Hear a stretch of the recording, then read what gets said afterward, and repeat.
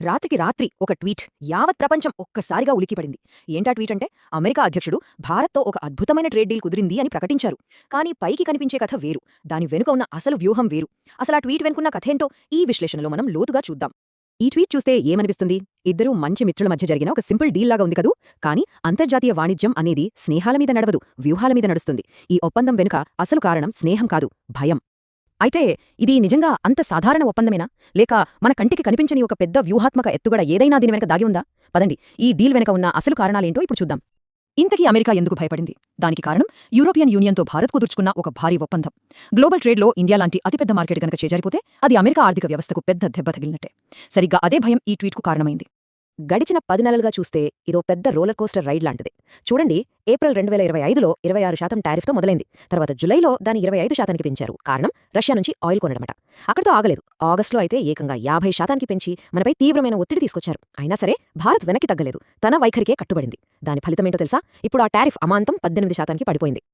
ఈ 18% టారిఫ్ అనేది మనకు ఎంత పెద్ద విజయమో తెలియాలంటే దీన్ని ఇతర ఆసియా దేశాలతో పోల్చి చూడాలి. అమెరికా ఇప్పటికీ చైనా మీద ఏకంగా 47% టారిఫ్ విధిస్తోంది.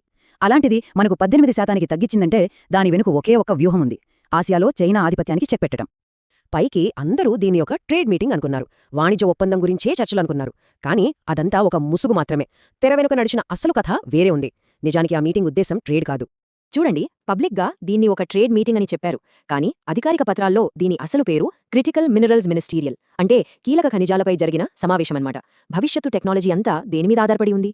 ఈవీ బ్యాటరీలు, సెమీకండక్టర్ చిప్స్, డిఫెన్స్ టెక్నాలజీ, వీటన్నింటికీ కావాల్సిన కీలక ఖనిజాల మార్కెట్ మొత్తం చైనా చేతుల్లో ఉంది.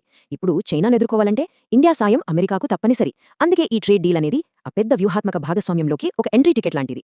సరే, ఇప్పుడు మనం అసలు విషయానికొద్దాం. ఈ ఒప్పందంలో వార్తల్లో పెద్దగా కనిపించని కొన్ని భారీ విజయాలు భారత్ సాధించింది. అవి ఆ ఒప్పందపు ఫైన్ ప్రింట్లో దాగి ఉన్న అసలైన జాక్పాట్లు. 0%. అవును, 0%. బహుశా ఈ ఒప్పందంలో భారత్ సాధించిన అతిపెద్ద విజయం ఇదేనేమో. ఇప్పటిదాకా అమెరికా నుంచి మనం దిగుమతి చేసుకునే ఫ్యాక్టరీ మిషనరీ, హెవీ ఎక్విప్మెంట్ లాంటి వాటిపై 13.5% సుంకం ఉండేది. ఇప్పుడు కొత్త ఒప్పందంతో అదంతా సున్నాకి పడిపోయింది. దీనివల్ల మన మేక్ ఇన్ ఇండియా కార్యక్రమానికి ఎంత పెద్ద ఊతం లభిస్తుందో ఆలోచించండి. ఈ ఒప్పందంలో దాగి ఉన్న అసలు సీక్రెట్ ఈ అనెక్సర్ 3. దీని పూర్తి పేరు potential tariff adjustments for aligned partners. సింపుల్గా చెప్పాలంటే ఇదొక స్పెషల్ లిస్ట్. ఈ లిస్ట్లో ఉన్న భారతీయ వస్తువులకు అమెరికా ఎలాంటి సుంకం లేకుండా తమ మార్కెట్లోకి అనుమతి ఇస్తుంది. మరి ఆ లిస్ట్లో ఏమున్నాయి? దాదాపు 2000 రకాల భారతీయ వ్యవసాయ ఉత్పత్తులు. మన కాఫీ, టీ, టమాటాలు, మామిడిపండ్లు, ఇలా ఎన్నో. వీటి మొత్తం విలువ దాదాపు $10 బిలియన్. అంటే మన చిన్న రైతులు, వ్యాపారులు ఇకపై ఎలాంటి పన్ను కట్టకుండా నేరుగా తమ ఉత్పత్తులను అమెరికాకు అమ్ముకోవచ్చు. ఇది ఎంత పెద్ద విజయం! అంతేకాదు, ఈ ఒప్పందం వల్ల సామాన్య ప్రజలకు కూడా ఒక పెద్ద రిలీఫ్ దొరికింది. క్యాన్సర్, డయాబెటీస్ లాంటి జబ్బులకు వాడే ప్రాణాధార మందులను మనం అమెరికా నుంచి దిగుమతి చేసుకుంటాం. వాటిపై ఇప్పటిదాకా 11% టారిఫ్ ఉండేది. ఇప్పుడు అది కూడా 0 అయిపోయింది. దీనివల్ల ఆ మందుల ధరలు కూడా తగ్గే అవకాశముంది. ఈ చర్చల్లో అమెరికా ఎన్ని రకాలుగా ఒత్తిడి తెచ్చినా ఒక్క విషయంలో మాత్రం ఇండియా అస్సలు వెనక్కి తగ్గలేదు. కరాఖండిగా నో చెప్పేసింది. అదేంటంటే అమెరికన్ డైరీ ఉత్పత్తుల దిగుమతి. దీనికి 2 చాలా బలమైన కారణాలున్నాయి. ఒకటి, మన రైతుల రక్షణ. అమెరికా నుంచి గనక చౌకగా పాలు, పాల ఉత్పత్తులు వస్తే మన దేశంలో పాడి పరిశ్రమపై ఆధారపడి బతుకుతున్న 7 కోట్ల మంది రైతుల పరిస్థితేంటి? వాళ్ల జీవనోపాధి దెబ్బతింటుంది. ఇక రెండోది, మన సంస్కృతి, మన నమ్మకాలు. అమెరికాలో ఆవులకు నాన్ వెజ్ పదార్థాలు కలిపిన దానా పెడతారు. మన దేశంలో గోవును పవిత్రంగా చూస్తాం. అలాంటి పాలను ఇక్కడ అమ్మడం మన ప్రజల మనోభావాలను దెబ్బతీయడమే. అందుకే ఈ విషయంలో భారత్ అస్సలు రాజీపడలేదు.